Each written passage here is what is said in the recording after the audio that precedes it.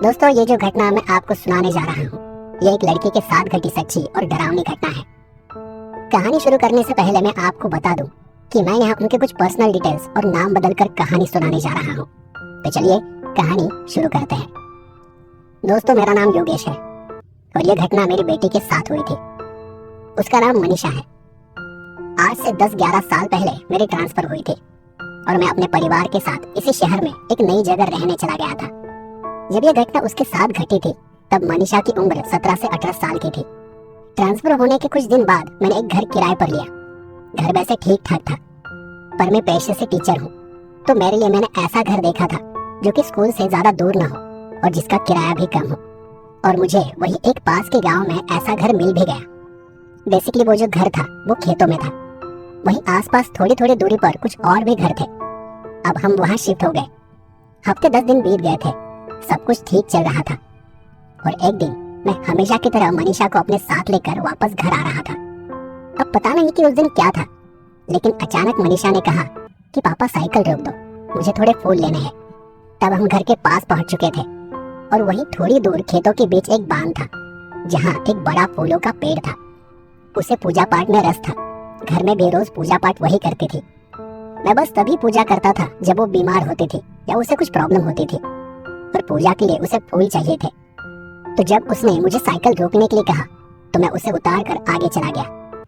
वहां से घर बस 20-22 कदम दूर था। मैं अपने घर गया और फ्रेश वगैरह होकर फिर घर की चौखट में आकर बैठ गया। शाम का वक्त था, सूरज डूब रहा था और दूर सामने आसमान में सूरज की लाली फैली हुई थी। अचानक मुझे याद आया कि मनीषा घर में कहीं दिखाई नहीं दे रही है। 15-20 मिनट हो गए थे और अब तक वो घर नहीं आई। मैंने वहां से उठकर देखा तो मनीषा वहीं पर थी जहां मैंने उसे छोड़ा था। वहां खेतों के बांध पर उसी पेड़ के पास बैठी हुई थी। मैं वहां गया और उससे पूछा, मनीषा क्या हुआ, ऐसे क्यों बैठी हो यहाँ? उसने मेरी तरफ ऐसे देखा जैसे अभी अभी वो होश में आई हो और उसने बस देखा, कुछ कहा नहीं। मैंने उसे वहां से उठाते हुए कहा कि चलो, माँ चाय बना रही है, और वो वैसे ही चुपचाप उठकर आगे घर चली गई। अब ये पहला इंसिडेंट था, मतलब ये शुरुआत थी। अगले दिन सुबह मैंने देखा कि मनीषा खिड़की में खड़ी होकर बस बाहर देख रही है। मैंने उससे पूछा, मनीषा आज पूजा नहीं करनी है क्या? तो उसने मेरी तरफ बस देखा और अपनी गर्दन झुका ली। वो फिर से रुकी आंखों से बाहर देखने लगी। मुझे लगा कि शायद उसे कोई प्रॉब्लम होगी जो आमतौर पर लेडीज को होती है। इस कारण मैंने उसे फिर पूछा नहीं और उस दिन वो मेरे साथ स्कूल भी नहीं आई। मुझे भी यही लग रहा था कि शायद उसे कुछ ज्यादा ही तकलीफ हो रही होगी। पर शाम के समय जब मैं घर वापस आया तो मेरी पत्नी ने मुझे बातों बातों में यही कहा कि ये लड़की यहाँ आकर पागल हो गई है। आज उसने घर का एक भी काम नहीं किया। जब भी देखो घर से गायब होती थी और बाहर जाकर देखती तो ये खेतों में उस पेड़ के पास बैठी दिखाई देती। आज दिन भर में ऐसा 3-4 बार हुआ है कि मैं उसे वहां से उठाकर घर लेकर आई हूँ। कुछ पूछो तो जवाब भी नहीं देती है, बस घूरती रहती है। मुझे अब भी इसमें कुछ अजीब नहीं लग रहा था। उल्टा उसके सर पर हाथ फेरते हुए मैंने बड़े प्यार से पूछा, क्या हुआ है मनीषा, तुम्हारी तबीयत तो ठीक है ना?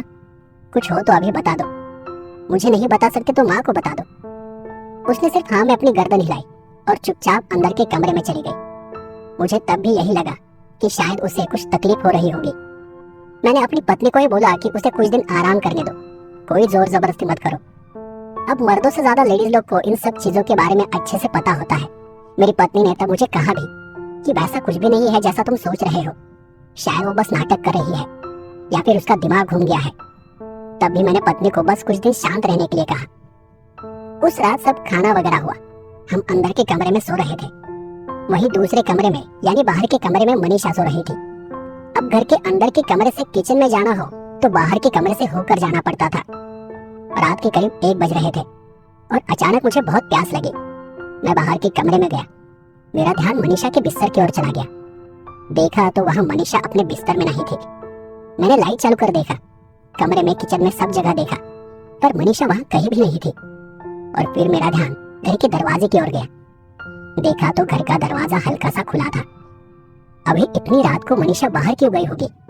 कि वैसे तो वो डरपोक है, अकेले बाहर जाने की कभी हिम्मत नहीं कर सकती।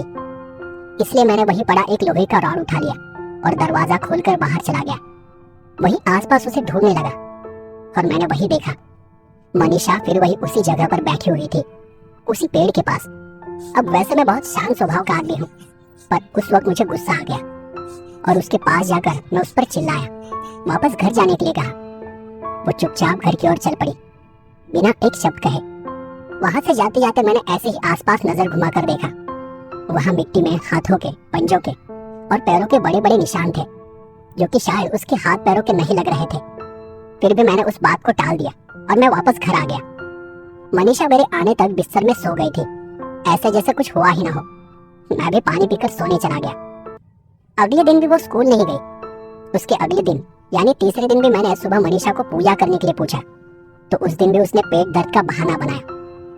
मैं हैरान था, क्योंकि इतने सालों में मैंने उसे ऐसा करते हुए कभी नहीं देखा था। उसे पूजा पाठ में बहुत लगाव था, और कुछ भी हो वो भगवान का नाम जप तो करती थी। लेकिन इन 2-4 दिनों में मुझे वैसा कुछ भी दिखाई नहीं दिया था। मेरी पत्नी ने चुपके से मुझे बताया कि उसे वैसी कोई तकलीफ नहीं है, क्योंकि दिन भर तो वो अच्छी रहती है और तुम जब बाहर जाते हो तो ठीक हो जाती है। कुछ होता तो अब तक मुझे पता चल जाता। फिर भी मैंने मनीषा को कुछ नहीं कहा, लेकिन मैंने एक अजीब बात को महसूस किया था कि सुबह सुबह घर के दरवाजे में खेतों की थोड़ी मिट्टी पड़ी रहती थी, और वही मिट्टी एक दिन सुबह मैंने उसके बिस्तर में भी देखी थी। हालांकि मनीषा खुद अपना बिस्तर लगाती और उठाती थी, इसलिए शायद मेरी पत्नी ने उस बात को महसूस नहीं किया था। उस दिन भी मनीषा स्कूल नहीं गई। मैंने सोचा कि चलो अगले दिन रविवार है तो एक दिन और आराम कर लेगी, पर उस रात मैंने उसे अंदर के कमरे में सोने के लिए कहा और हम दोनों बाहर सो गए। अब चौथे दिन जब मैं उठा तो मैंने देखा कि वो देर तक सोई हुई थी। उसके बिस्तर के पास उसके हाथों और कपड़ों में मिट्टी लगी थी। वो देख मैं समझ गया कि ये रात वापस बाहर गई थी और मुझे पता ही नहीं चला। उस दिन मैंने उससे बात करने का निर्णय लिया, लेकिन मैंने उसे जगाया नहीं। सोचा कि जब उठना होगा उठ जाएगी, और मैं ऐसा सोचकर चुपचाप पूजा पाठ करने बैठ गया। अब मुझे पता नहीं था कि उसके साथ क्या प्रॉब्लम थी। मुझे भगवान के गाने सुनना पसंद था, तो मैंने अपने मोबाइल में हनुमान चालीसा लगाकर भगवान की पूजा करने बैठ गया। मेरे पास तब के जमाने का चाइना का मोबाइल था, जिसकी आवाज बहुत बड़ी होती थी। अब एक तरफ हनुमान चालीसा चल रही थी और मैं अपनी अपनी पूजा कर रहा था कि अचानक मुझे कहीं से चीखने और चिल्लाने की आवाज आने लगी। मैंने आश्चर्य से पत्नी की तरफ देखा और पत्नी ने मेरी तरफ देखा, और हम समझ गए कि ये आवाज मनीषा जहाँ सो रही है उस कमरे से आ रही है। मैं वहां गया और देखा तो मनीषा के हाथ पैर टेढ़े हुए पड़े थे। वो किसी मशीन की तरह अपने शरीर को झटक रही थी, और उसी हालत में वो एक कोने में बैठी हुई थी। उसकी आवाज भी अजीब थी, पर उसे लकवा नहीं मारा था, क्योंकि वो मुझे गुस्से से घूर रही थी। और तब उसने कहा, बंद कर दे, बंद कर लो, बंद कर दे, बड़ा त्रास होता है, बंद कर।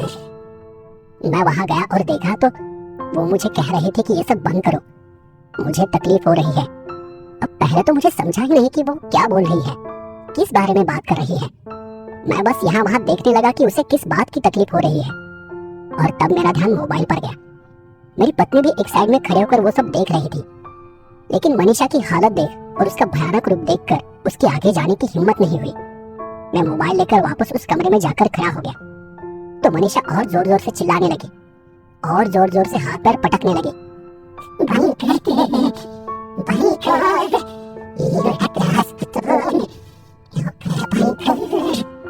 मेरी पत्नी वो सब देख बहुत ज्यादा घबरा गई और वहीं नीचे बैठ गई। मैंने शांति से हनुमान चालीसा बंद की और उसी पल उसके हाथ पैर झटकने बंद हो गए।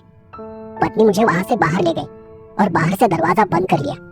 उसने घबराते हुए कहा, मुझे लग ही रहा था कि इसके साथ कुछ तो गलत हो रहा है। ये बीच रात में बाहर जाती है, घंटों घंटों उस पेड़ के पास बैठी रहती है, कुछ पूछो तो बस घूरती है। आपको पता नहीं, पर जब आप घर पर नहीं होते तो इससे बात करने से भी मुझे डर लगता है। मैंने पत्नी को बस इतना बोला, तो अब क्या करें? उसने कहा कि अभी कुछ मत करो, पता नहीं उसके साथ क्या हो रहा है। कुछ करने गए तो वो खुद कुछ कर लेगी या फिर हमें कुछ नुकसान पहुंचा सकती है। आप जाकर आस पड़ोस के लोगों से बात करके देखो, कोई ना कोई तो हल निकल आएगा। पत्नी के कहने के अनुसार मैं वही पड़ोस वाले एक घर चला गया। वहां जाकर मैंने बाहर रहने वाले एक बुजुर्ग आदमी को बाहर बुलाया। उनकी उम्र 40-45 के करीब थी। वो बाहर आ गए और मैंने उन्हें घर में अभी जो भी हुआ था वो सब बताया। फिर उस पेड़ के बारे में भी बताया और उस बात को सुनकर वो एकदम से चौंक गए। उन्होंने मुझे कहा कि असल में कुछ साल पहले तक वहाँ गांव के लोग उतारा, करनी और जादू टोना ऐसा काम करते थे। उनसे जुड़ी चीजें वो पेड़ के पास ही रखते थे, जानवरों की बलि चढ़ाते थे। आप ऐसा कह सकते हैं कि वो पेड़ शापित है, बहुत बुरी ताकतें बसती है वहाँ। अब जब खेती बाड़ी बढ़ी तो बाद में ये सब बंद हो गया।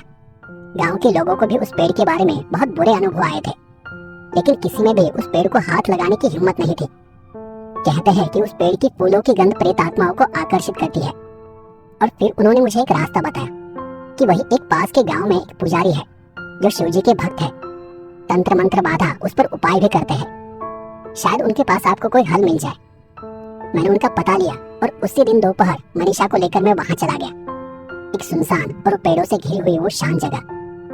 वहां गए तो देखा कि वहां एक पुराना शिवजी का मंदिर था, बस 3-3.5 फीट ऊंचा, और उसी मंदिर के बाहर एक साधारण शरीर का आदमी बैठा हुआ था।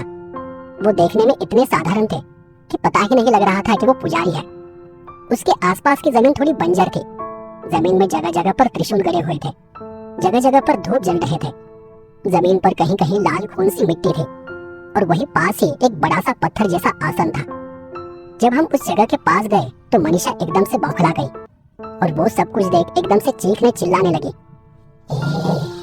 तुला तुझे पोर जगवायची असेल तर आत्ताच्या आता इथून घरी चाल, नाहीतर मी एकाला पण जिवंत नाही सोडणार।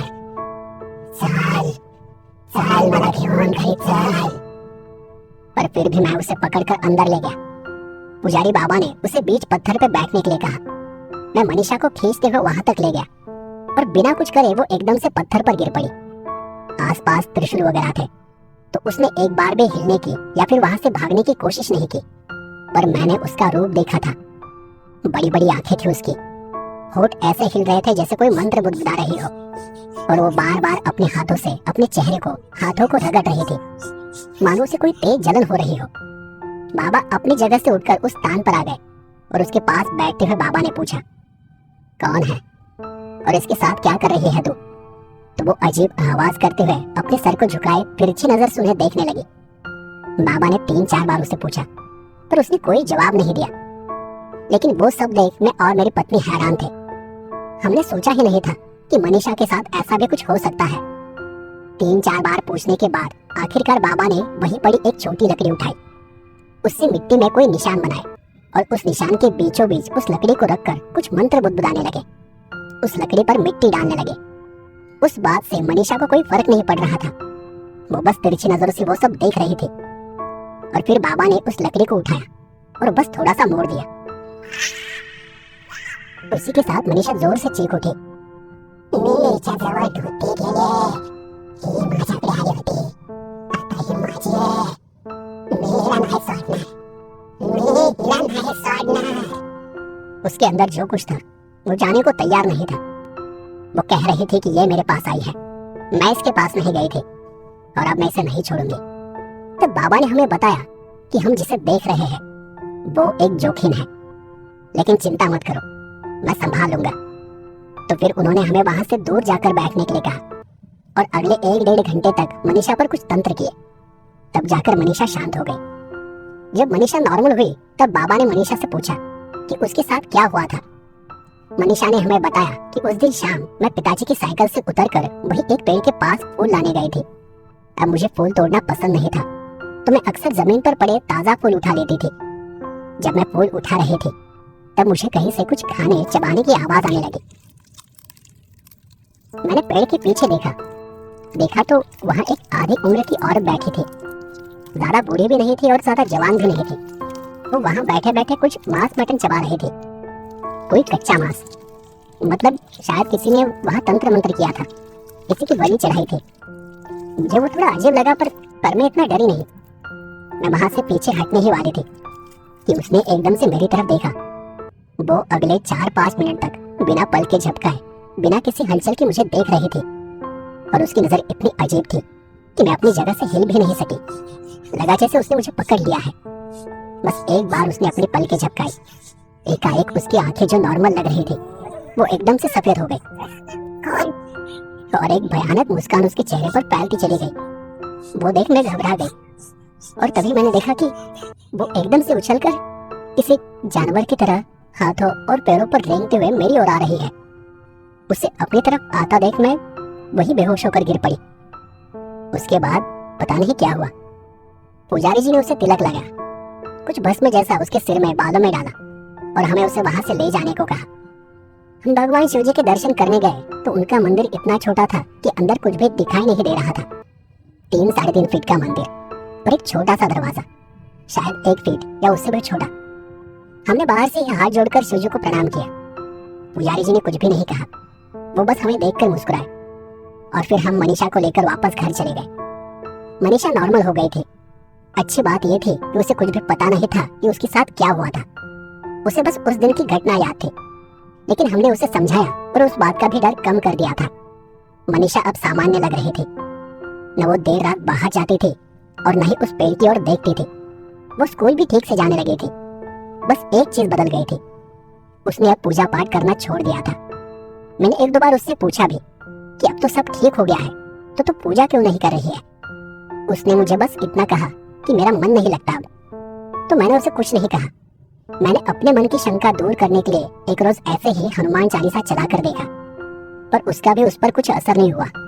वो नॉर्मल ही थी, एकदम पहले जैसे। इसलिए मैंने सोचा कि अब वो ठीक हो गई है तो उसे जोर जबरदस्ती करना ठीक नहीं होगा, और अगले 2 हफ्तों तक सब कुछ ठीक रहा।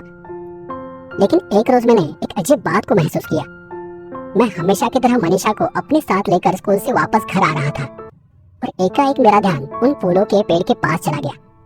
जैसे ही मैंने वहां देखा, कोई एकदम से मुझे देखकर पेड़ के पीछे छुप गया। उसके बाद मैंने 3-4 बार वहां देखा, पर फिर मुझे वहां कोई दिखाई नहीं दिया।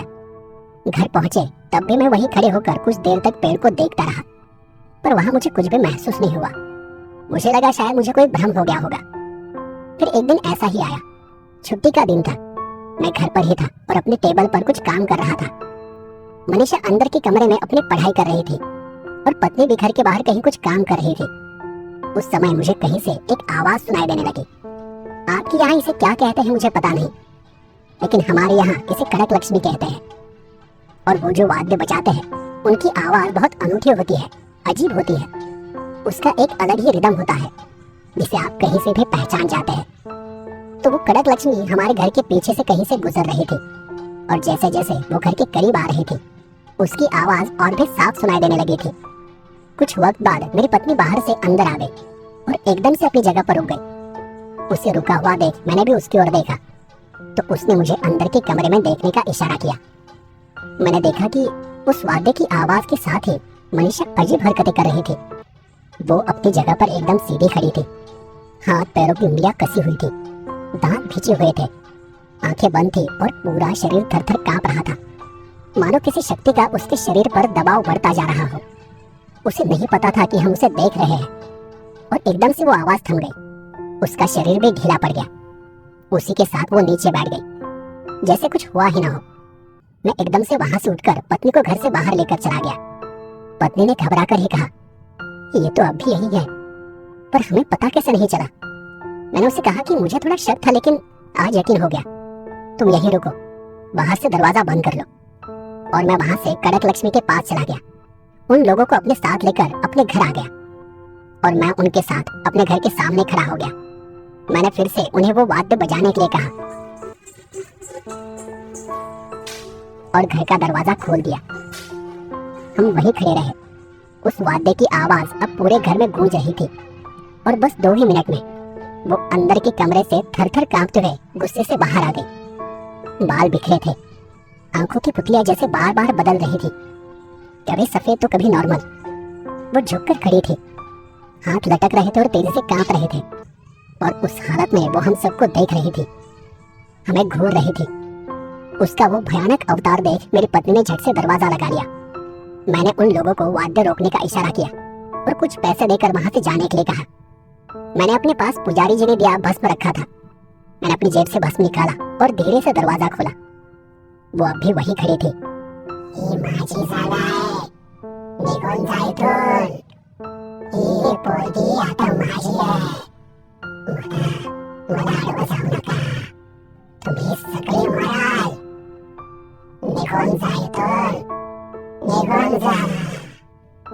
मैं फिर भी अंदर चला गया और उसके शरीर पर भस्म उड़ेला।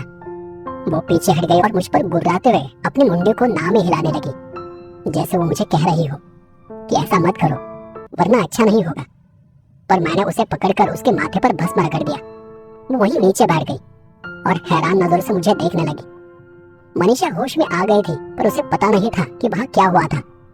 मैं उसके कंधे को पकड़कर उसे उठाकर अंदर के कमरे में ले गया और वहीं बिस्तर पर उसे लेटाया। उसने घबराते हुए मुझे पूछा, क्या हुआ है यहाँ? कुछ नहीं, तुम बस आराम करो, तुम्हारी तबीयत ठीक नहीं है। मेरी पत्नी को मैंने उसे पानी पिलाने के लिए कहा और मनीषा रोते हुए वहीं बैठी रही। वो समझ गई थी कि कुछ तो बुरा हुआ है। मैं उसी समय पुजारी जी से मिलने चला गया। मुझे आता देख वो समझ गए थे। उन्होंने मुझे देखते ही कहा, वो जोखिम बहुत शक्तिशाली है, क्योंकि तुम उसकी जगह पर हो, उसके शक्ति के स्थान पर हो, वहीं से उसे ऊर्जा मिलती है। पुजारी जी ने मुझे उसी स्थान से कुछ मिट्टी लेने के लिए कहा और कहा कि अपनी बेटी के आसपास इससे घेरा बना लो। कल सोमवार है, शिवजी का वार है, कल उसे यहाँ लेकर आना। शाम के समय हमारे स्वामी भी यहाँ रहते हैं, वो इसका इलाज कर देंगे। पर यहाँ आने से पहले तुम उस घर से अपना सामान हटा दो। कल यहाँ से जाने के बाद फिर तुम उस जगह कभी नहीं जाओगे। और ध्यान रखना कि घर का वातावरण शांत रहे। मैंने उनसे आदेश लिया और वहां से चला गया। जैसा उन्होंने कहा था, मैंने घर के आसपास और मनीषा के कमरे के चारों तरफ मिट्टी से घेरा बना दिया और मनीषा को भी ये कहा कि उस घेरे के अंदर ही रहे। और उस दिन वो जोखिम मुझे हर जगह दिखाई देने लगी थी। कभी वो पेड़ के पास दिखाई देती तो कभी घर के बाहर। मेरी नजर घर के बाहर जहां भी जाती थी वो मुझे कहीं ना कहीं दिखाई पड़ती थी। लेकिन मैं इतना जानता था कि मुझे सिर्फ वो रात गुजारनी है। उस जोखिम के एहसास से मेरी नींद उड़ गई थी। मैं अड़ोस पड़ोस से किसी को बुला भी सकता था, लेकिन मैं किसी को इस मुसीबत में नहीं डालना चाहता था, क्योंकि हम तो वहां से जाने वाले थे, लेकिन आसपास के लोग यही रहने वाले थे।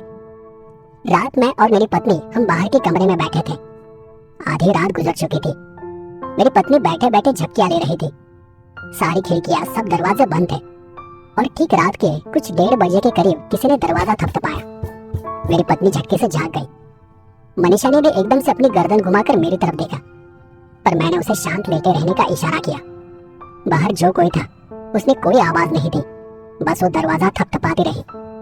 मैंने भी अंदर से कोई जवाब नहीं दिया। करीब 40-45 मिनट बाद दरवाजा थपथपाना बंद हो गया और ठीक उसी पल खिड़की पर थपथपाहट शुरू हो गई। खिड़की जो कि मनीषा के कमरे में थी, और उसी पल मनीषा पूरी ताकत से अपना शरीर ऊपर उठाने लगी। मैंने देखा कि उसका चेहरा और शरीर लाल पड़ चुका था। वो कराह रही थी, जोर जोर से सांसें ले रही थी। उस जोखिम के आसपास होने का भी उस पर असर हो रहा था। मैंने जाकर खिड़की को खोला और अपने पास का भस्म बाहर अंधेरे में हवा में उड़ेल दिया। वो वहीं खड़ी थी, दूर अंधेरे में। उसका आकार मुझे दिखाई दे रहा था, लेकिन मैं कोई भी ऐसी चीज नहीं करना चाहता था कि जिससे उसे मनीषा पर हावी होने का मौका मिल जाए। मैंने चुपचाप शांति से खिड़की बंद कर ली और तभी मुझे छत पर किसी के चलने की आवाज आने लगी। मेरी पत्नी घबराकर मेरे पास आ गई। बेटी और ताकत से शरीर को उठाने लगी, अपने आसपास के बंधन तोड़ने के लिए और ताकत लगाने लगी। पर तभी मैं उसके पास चला गया और उसे पकड़कर बैठा रहा। मेरी पत्नी भी वहीं थी, पर वो डर रही थी। तभी मुझे पत्नी ने कहा कि उस दिन की तरह हनुमान चालीसा लगा कर देखो, लेकिन मैंने उसे समझाया कि उससे वो बौखला जाएगी, शायद इसे संभालना मुश्किल हो जाएगा।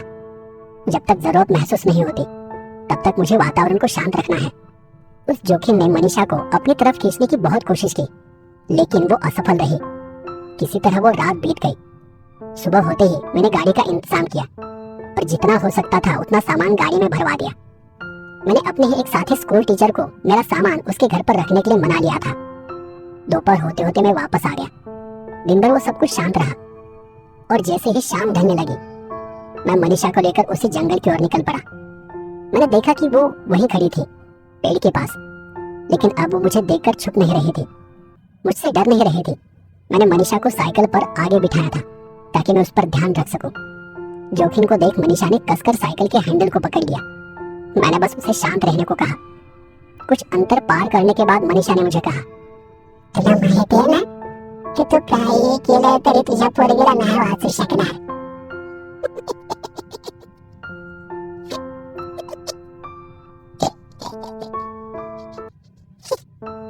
मुझे पता था कि वो मनीषा नहीं थी, वो जोखिम बोल रही थी। सच कहूं तो उसे अपनी शक्ति पर घमंड हो गया था, लेकिन उसे पता नहीं था कि उसका सामना कौन सी शक्ति से होने जा रहा है, जो खुद भूत प्रेतों के स्वामी है, जो महाकाल है। मैंने उसे कोई जवाब नहीं दिया। मैं बस अपनी साइकिल चलाता रहा। कुछ आधे घंटे बाद मैं उस जगह पर पहुंचा। वहां पहुंचकर मैंने देखा कि वहां आज कोई दूसरे ही स्वामी ध्यान में लीन बैठे हुए थे। मैंने साइकिल को वहीं पास में खड़ा किया। उनकी आंखें बंद थी, लेकिन मेरे वहां जाते ही उन्होंने मुझे अपने पास आकर बैठने का इशारा किया। मैं मनीषा को लेकर उनके पास जाकर बैठ गया। वहां जाते ही अचानक से मनीषा की आवाज में स्वभाव में बदल हो गया, लेकिन वो स्वामी फिर भी शांत बैठे रहे। मनीषा एकदम से अजीब हरकतें करने लगी।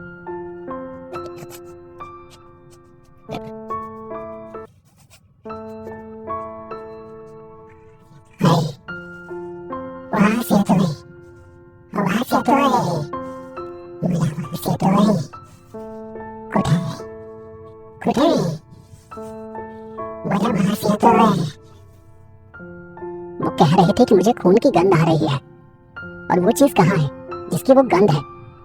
वो झटपटाने लगे और यहाँ वहां देखने लगे। मैंने देखा कि स्वामी जी जहाँ बैठे थे उनके स्थान से खून बह रहा था। मनीषा का रूप एकदम से बदल गया, एकदम भयानक हो गया। आंखें लाल हो गई, दांत किसी जानवर जैसे नुकीले थे और बाहर आए हुए थे। उसके होंठ उस खून को, उनके मांस को चखने के लिए थरथरा रहे थे। मैंने उसे रोकने की कोशिश की, लेकिन तभी स्वामी जी ने कहा, यहाँ से 13 कदम पीछे चला जा और वहीं खड़ा रह। मैंने बस उनको प्रणाम किया और पीछे जाकर खड़ा हो गया।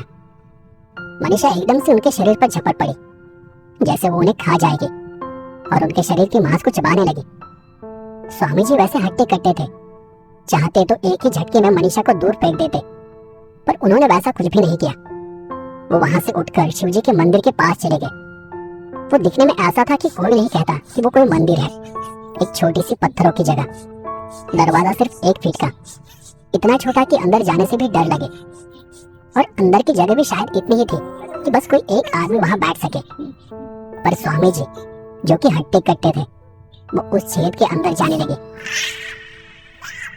और वो मनीषा को भी खींचते हुए अपने साथ अंदर लेकर गए। न कोई भय, न कोई संकोच। जाते वक्त मनीषा चीखने लगी थी, थरथराने लगी थी। वो उस शक्ति का विरोध कर रही थी, पर अगले ही पल सब कुछ शांत हो गया। पता नहीं वहां क्या होने वाला था। 2 मिनट बीत गए, पर वो 2 मिनट मुझे 2 घंटे के बराबर महसूस हुए। और 2 ही मिनट में स्वामी जी बाहर आ गए, ठीक वैसे जैसे वो पहले थे। शरीर पर कोई घाव नहीं, कोई जख्म नहीं था। उनके बाहर आते ही मैंने उनसे पूछा, हो गई मनीषा ठीक? मेरे मन में संकोच था कि इतनी जल्दी कैसे सब ठीक हो गया। स्वामी जी ने मुस्कुराकर कहा, भगवान शिव जी के सामने कोई शक्ति एक क्षण से ज्यादा टिके, ऐसा हो ही नहीं सकता। अब तुम अंदर जाओ और उसे बाहर लेकर आओ। मैंने उस छेद को देखा और मन ही मन में सोचने लगा कि क्या मैं यहाँ से निकल पाऊंगा, कहीं मैं अटक गया तो। और उन्होंने मेरे मन की बात को जानते हुए शांति से कहा, संकोच ही बाधा है। उनकी बात सुनकर मैं चुपचाप जमीन पर लेट गया और किसी सांप की तरह रेंग कर अंदर चला गया। पर सच कहूं तो बाहर से दिखाई देने वाली वो 3 फीट की जगह, वो मंदिर, अंदर जाने पर एक बड़ा, भव्य और विशाल नजर आ रहा था। पता नहीं कि उसकी कोई सीमा थी भी या नहीं। वहीं सामने मेरी बेटी बेहोश पड़ी थी। मुझे किसी के दर्शन तो नहीं हुए, लेकिन उस जगह में एक अलग ही ऊर्जा थी। शायद मेरी पात्रता नहीं थी कि मैं उस शक्ति को देख सकूं, उसके दर्शन कर सकूं। मैंने मनीषा को उठाया और खींचते हुए बाहर ले गया। बाहर जाने पर जब मैंने फिर अंदर झांक कर देखा तो अब वो वही 3 फीट का छोटा सा मंदिर था। अंधेरे में भगवान की मूर्ति थी और वही एक छोटा सा दिया जल रहा था। मैंने स्वामी जी की तरफ देखा तो स्वामी जी भी फिर से ध्यान में लीन हो चुके थे। मैंने उन्हें प्रणाम किया, उनका आशीर्वाद लिया और मनीषा को भी उनका आशीर्वाद लेने के लिए कहा, पर वो बस चुपचाप बैठे रहे। कोई जवाब नहीं, कोई हलचल नहीं। अब मैं आपको जो बताने जा रहा हूँ, आपको यकीन नहीं होगा कि ऐसा भी हो सकता है। मैं वहां से जाने के बाद सीधे एक दूसरी जगह चला गया और मैंने अगले सोमवार तक इंतजार किया। जैसे ही सोमवार आया, मैं उसी शाम वापस उस जगह पर चला गया, उसी जगह जहां वो छोटा शिवजी का मंदिर था। तब मैंने देखा कि पुजारी जी एक पेड़ के पास बैठे किसी दूसरी मूर्ति की पूजा कर रहे थे। मैंने उनके पास जाकर उन्हें प्रणाम करते हुए पूछा, पुजारी जी, मंदिर कहाँ है? उन्होंने उल्टा मुझसे सवाल किया। कौन सा मंदिर? उनके प्रति प्रश्न से मैं हैरान रह गया था। मैंने उनसे कहा कि वही जो यहाँ पर था, वो छोटा सा मंदिर जिसके अंदर जाने से भी डर लगता था। वो शिला, वो पत्थर कहाँ है जहाँ वो स्वामी बैठे थे? और पुजारी जी ने मुझे हंसकर जवाब दिया, भगवान की शक्ति किसी एक जगह पर नहीं है, वो स्थिर अस्थिर दोनों स्वरूप में है। तुम जिसे मंदिर कह रहे हो वो बस एक शक्ति का केंद्र था, एक मार्ग था, एक द्वार था। तुम्हारा सौभाग्य था कि तुम उस शक्ति के निकट जा सके। भगवान शिव जी ने जिस तरह समुद्र मंथन में विष को निगल लिया था, ठीक उसी तरह वो आज भी बुरी शक्तियों को अपने अंदर समा लेते हैं। और जब किसी स्थान पर शक्तियों की सीमा बढ़ जाती है तो वो स्थान अपने आप ही नष्ट हो जाता है। और अब वो स्थान कहाँ है मुझे भी पता नहीं। मुझे तो यही उपदेश दिया गया है कि जब शक्ति आपके निकट हो तो उसका आनंद लो, और जब वो आपसे दूर हो तो बस प्रतीक्षा करो। ढूंढना बेकार है, क्योंकि जब तक उनकी इच्छा ना हो वो आपको दर्शन नहीं देंगे। उनकी मर्जी से ही सब घटित होता है, सब निर्माण होता है और नष्ट भी होता है। तो कुछ सोचो मत, कुछ मत करो, क्योंकि संकोच ही बाधा है। कुछ न करना ही उन्हें प्राप्त करने का सही मार्ग है, एक सरल मार्ग है। मैं पुजारी जी की बातों से बहुत प्रभावित हो गया था। मैं उनके सामने एक शब्द भी बोल न सका। मैं वापस अपने घर गया और बिना संकोच भगवान शिव जी की पूजा में लग गया।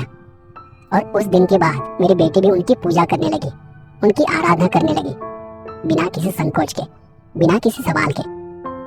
और अब भगवान शिव जी के आशीर्वाद से हम सब सुखी जीवन जी रहे हैं। मुझे अब यही लगता है कि वो घटना मेरी बेटी के लिए भले ही बुरी घटना थी, लेकिन उस घटना ने मुझे भगवान शिव जी की शक्ति का अनुभव कराया था, उनके निकट जाने का एक अवसर दिया था। तो दोस्तों, ये थी आज की कहानी। आपको आज की कहानी कैसी लगी मुझे कमेंट कर जरूर बताएं। मिलते हैं अगले एपिसोड में ऐसे ही किसी डरावनी कहानी के साथ, और तब तक के लिए धन्यवाद।